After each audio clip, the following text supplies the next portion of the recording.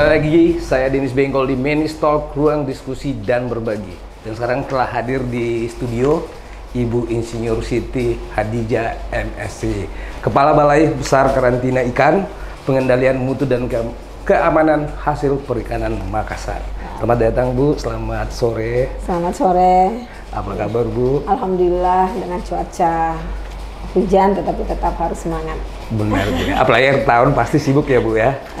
Nah, dengan akhir tahun ini kita hanya menyelesaikan kegiatan-kegiatan yang harus kita rampungkan sebagai bentuk pertanggungjawaban sebagai suatu instansi pemerintah. Harapan untuk tahun ke depan Bu? Ya, kita harapannya sebagai salah satu kementerian atau institusi Balai Besar KIP Makassar, kita mengharapkan semakin eksis dan memberikan pelayanan publik kepada masyarakat. Itu harapan kedepannya di tahun 2023 ini. Ya. Amin Bu. Oke Bu, saya akan bahas topiknya hari ini nih, ekspor dan impor dengan mutu ikan berkualitas. Tapi saya mau tanya dulu Bu, apa itu BKIPM? Ya, makasih Pak. Siapa Pak? Denis. Denis. Jadi kalau sehari-hari saya dipanggil Bu Ija ya supaya lebih familiar. Kalau BKIPM itu adalah suatu singkatan Badan Karantina Ikan, Pengendalian Mutu dan Keamanan Hasil Perikanan. BKIPM merupakan salah satu eselon 1 di Kementerian Kelautan dan Perikanan yang memiliki unit pelaksana teknis di seluruh Indonesia dari Sabang sampai Merauke. Salah satunya adalah di Sulawesi Selatan ini, di Balai Besar Karantina Ikan, Pengendalian Mutu dan Keamanan Hasil Perikanan Makassar, yang mempunyai peranan sangat penting terkait dengan menjaga kelestarian sumber daya hayati ikan, bagaimana melestarikan dan memberikan jaminan terkait sistem perkarantinaan ikan dan mutu. Oke Bu, kantor di Makassar atau? Kalau kami kantornya di Makassar, tapi berlokasinya ada 3. Kantor pelayanannya di Jalan Inspeksi Bandara, samping bandara itu Pak. Dan ada juga di Poros Auri, di kantor administrasi di Jalan Dakota nomor 24, dan laboratorium di Jalan Andi Jema. Iya. Oke, ini Bu, saya mau pengen tanya lagi, mengapa perlu dilakukan karantina ikan? Ya, karena karantina ikan itu kan Pak Denis ya, yang tadi karantina itu yang memberikan jaminan, sistem jaminan mutu terhadap komoditi perikanan, baik yang akan dilalu lintaskan maupun yang akan dikonsumsi oleh masyarakat. Jadi Pak Menteri, Pak Sakti Wahyu Trenggono itu memberikan mandat dari Kementerian Kelautan ke BKIPM, bahwa BKIPM yang memberikan jaminan semua komoditi perikanan mulai dari hulu sampai hilir. Jadi karantina itu memberikan suatu jaminan bahwa ikan-ikan yang akan kita konsumsi masyarakat Indonesia itu yang ada di aturan di Impres 01 Pak tahun 2017, Gerakan Masyarakat Hidup Sehat, salah satunya seperti itu, dan yang tadi memberikan jaminan dari hulu sampai hilir. Jadi perlunya ikan-ikan itu sebelum dilalu lintaskan ya Pak, baik itu untuk ekspor antar area itu Pak, dari suatu pulau ke pulau lain, impor dari luar negeri masuk ke Indonesia, dan ekspor ya sudah pasti itu untuk memberikan jaminan bahwa ikan yang akan dikirim itu betul-betul sesuai dengan persyaratan dan bebas terkait dengan hama dan penyakit ikan yang dipersyaratkan dan aman untuk dikonsumsi. Itu kenapa perlunya karantina ikan. Seperti itu. Tidak seperti harus beli di pasar Bu ya, ke pasar ambil beli. Jadi kalau misalnya kita harus ekspor itu harusnya lewat karantina dulu, kalau udah lolos mutu baru bisa diekspor.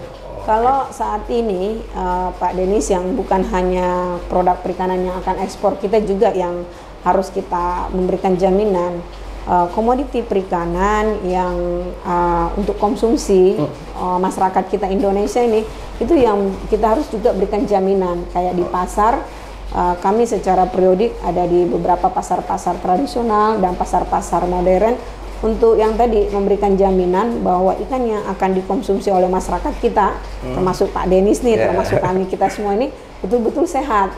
Jadi bukan cuma makan ikan saja, tetapi bahwa ikan itu mengandung omega yang tinggi, protein yang tinggi, sehingga generasi anak-anak kita itu betul-betul merasakan makan ikan yang sehat. Bukan ikan secara fisik, tetapi karena ada sistem jaminan mutu di situ, mulai dari penanganan dari kapal pada saat ditangkap, terus pakai penanganan di pasar-pasar, sampai pun di meja makan, penanganan ibu-ibu rumah tangga yang harusnya bisa memahami sehingga pada saat penyediaan ikan di meja makan itu betul-betul masih bertahan terkait kualitas mutunya. Apalagi kalau ikan dari luar negeri, Bu, ya. Nah, iya, Pak. Kalau dari luar negeri itu harus kita protek. Jangan sampai kan dari sana harus terjamin bahwa memang bebas penyakit yang dipersyaratkan masuk ke Indonesia. Ada persyaratan penyakit-penyakit tertentu yang harus masuk ke Indonesia, seperti itu. Bu Kadis, Bu Hadijah, saya mau tanya lagi bagaimana prosedur pengiriman ikan untuk ekspor dan impor di tahun ini, khusus tahun ini, Bu? Tadi apanya, Pak?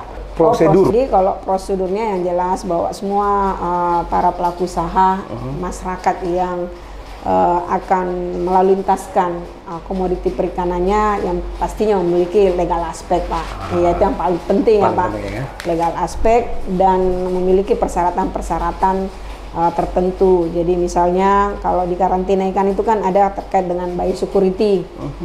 Jadi biosecurity itu memberikan jaminan bahwa komoditi ikan yang dipelihara atau dirawat di farm itu betul-betul sehat. Mulai dari tadi tangkap sampai di farm, terus ada juga sistem jaminan mutu dari unit pengolahan ikan. Jadi dia harus misalnya ber-CKID, cara karantina ikan yang baik, menerapkan sistem jaminan mutu terpadu, ada HACCP, sehingga itu yang persyaratan-persyaratan yang harus dipenuhi. Yang paling persyaratan dasar itu ya pasti memiliki KTP, Pak, terdaftar sebagai pelanggan kami, ya kan. KTP saya rasa itu persyaratan dasar ya, Pak, dimanapun dalam melakukan pengiriman atau perizinan pasti dicari KTP, ada nomor, ada NIB, seperti itu yang. Jadi betul-betul sekarang sudah betul-betul untuk misalnya kita konsumsi ikan sekarang, Bu, itu sudah betul-betul sudah diawasi oleh dinas Ibu, ya? Iya, jadi kalau nama kami sebenarnya bukan dinas, Pak Denis, kami namanya Balai Besar. Balai Besar ya, sorry. Makassar. Ya, Balai Besar. Jadi tapi kami juga itu tidak melaksanakan hanya sendiri. Kami bersinergi dengan beberapa instansi terkait dalam melakukan memantau terkait dengan bagaimana kualitas mutu daripada ikan-ikan khususnya untuk domestik. Karena kami tidak setiap saat ada di lokasi, tapi kami juga mensosialisasikan kepada masyarakat bagaimana sih pola penanganan ikan yang baik, sehingga masyarakat bisa tahu walaupun tidak ada karantina ikan di situ, dia bisa mengimplementasikan seperti itu, Pak, mengetahui seperti itu. Jadi betul-betul ikan-ikan tingkat keberterimaan saat ini ya, Pak Denis, dari Sulawesi Selatan nih. Sulawesi Selatan ini prospeknya sangat besar, Pak. Ikan-ikan yang dari Sulawesi Selatan itu sudah tembus ke 58 negara. Diekspor, Pak. Jadi diekspor. Dominan itu adalah ada ke Cina, Cina rumput laut, ada tuna, ada udang faname, ada karagenan, ada tuna dan beberapa jenis-jenis yang ada kepiting, Pak.